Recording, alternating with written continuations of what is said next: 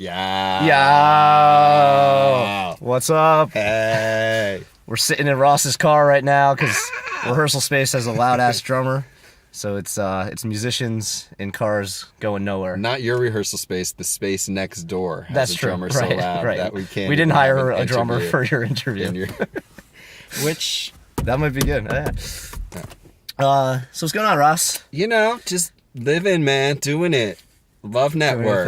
Doing Trying to put some love into the world. Cool. Yeah. Gearing up for the April 27th White Eagle Hall, Jersey City, New Jersey. Your hometown now? The Love Network is getting to play some songs. We're very excited. Cool. Anything you want to talk about that show, or want to leave it a surprise for the people? We'll definitely have some guests. We have the core, Johnny Roccasano on drums, Matt Quinones on bass, but we're gonna have some surprises in there in addition. So yeah. Cool. Yeah. Well, without getting into local favorites. Without getting into specifics, tell me a little bit about the philosophy behind the Love Network and what caused you to put that title and create that group. Great question, by the way, Mike. Thanks, I started really thinking of music. I've always thought of music and performance and the arts as a service. I think it's more sustainable when we think of it that way, that we're doing something good and putting something good into the world. So that's sort of where the Love Network title came from, is I really just want my performance and my creation and to be an act of love, to bring us together, to connect us, and to make us shake our asses. So to shake some asses. That's the main goal. That's what I got. That's the main goal. Yeah. That's Cool. the main goal. I believe when our asses are shaken, we are transcended to a better place and to more togetherness and counteracting some of the anxiety and tension that seems to be rising in our culture. So this is my active effort against stress and anxiety. Cool. For myself and hopefully for my community. Right. Starts with you and then goes from there. Be the change you want to see in the world. That's right, Gandhi. Yeah. Sweet. But this won't be your first time performing at White Eagle? Well, this is the first time they're letting me inside. That's right. Yeah. Last time they let me sing on the steps, which is what the prom date's like. We are a doo-wop acapella group, Jersey City's premier doo-wop acapella group, because I think we're the only one. Hey. And yeah, we like ourselves under the street lamp on the street corner on the steps of White Eagle Hall. So that was a treat. So thanks for that. Yeah, cool. Just tell you a little bit. That was at the first White Eagle Hall show that the Latest Noise put on, and I knew that you guys were doing a cool little acapella thing. I saw some videos and was thinking, like, what's a better way to walk into a show than to have a show right on the street? And, Thanks. And yeah. I thought a lot of people had mentioned something different. So and that was a like treat for me, because actually that night there were 5 or 6 bands and I had at least a friend or two in all of them.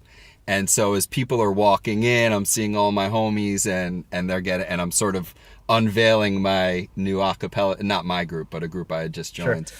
And so it was fun for people who you kind of know me as the Love Network or my crewman number 6 to see this new thing. It was sort of an unveiling. So thank you for that. That was a treat. Cool. Yeah. You guys have anything coming up? We're probably going to book a Sunday night or two at the Bright Side in the coming months. The Bright Side in Jersey City. Thanks, Tommy. And but no dates to speak of. We're sort of been rehearsing a lot, getting it together, getting ready, but nothing, no dates on the books right now. Cool. Keep just follow your social media for any updates on that. Yeah, keep up with Ross Sandler on Facebook, and I always post there. Let's talk about your album, Don't Stop. Don't Stop, available on CD Baby, recorded right here at Silver Horse Sounds. Yeah, what would you like to know about it? I would like to know everything about it, Ross. Well, it's 9 tracks, but really 6 songs. There's a sort of mock interview on there. There's a few little tracks of silly samples, and then 6 songs.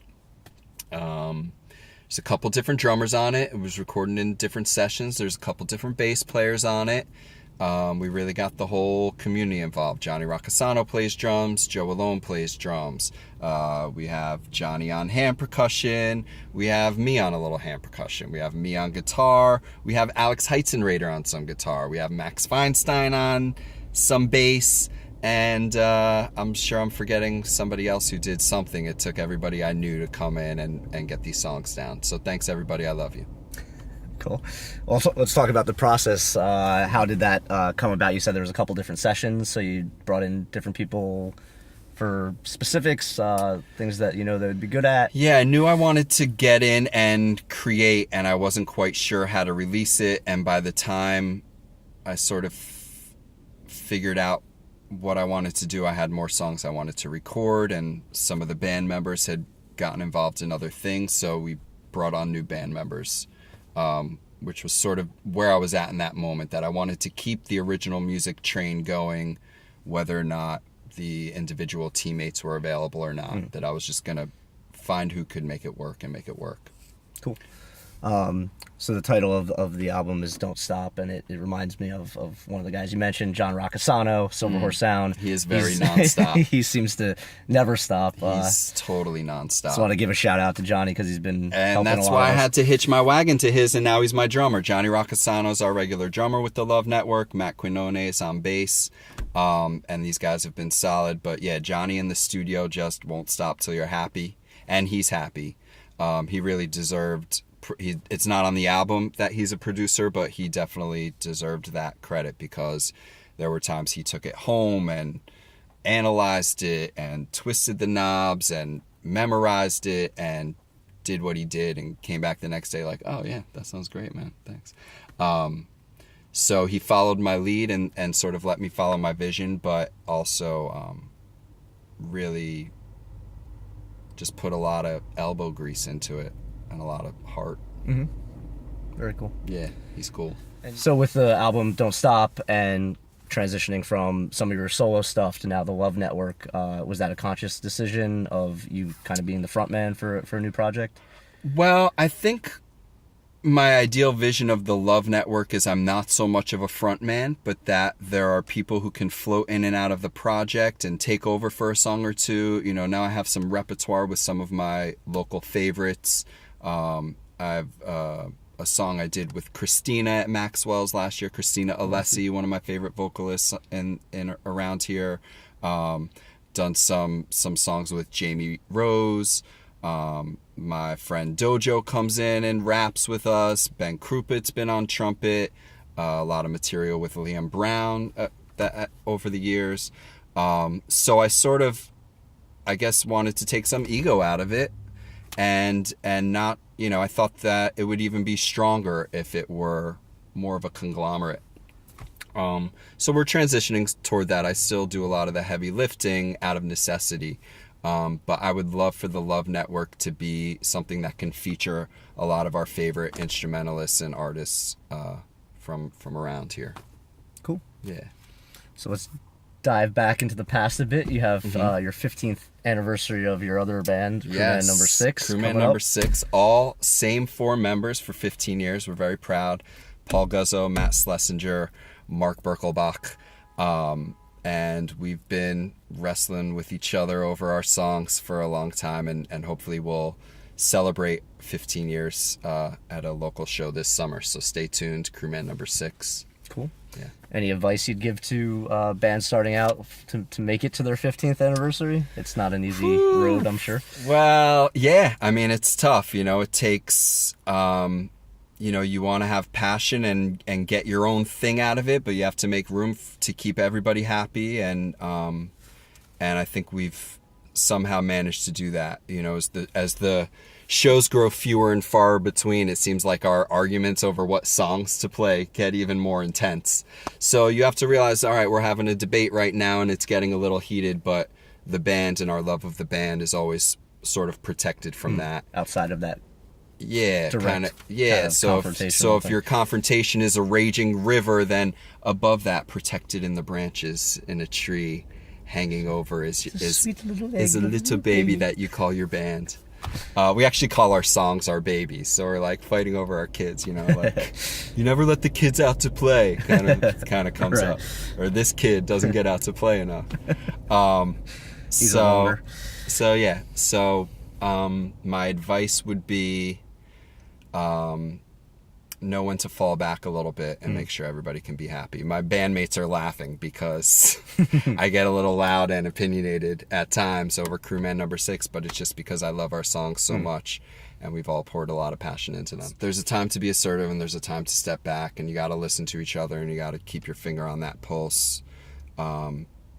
You know, there are moments where you're just feeling like you're coming into band practice and people are ready, you know, ready with their dukes off, and that's a bad place. So that's when you got to step back and realize I love these people, I love these songs, and it's precious and balanced precariously. So let's tread lightly and make sure we love each other. See the bigger picture. Yeah.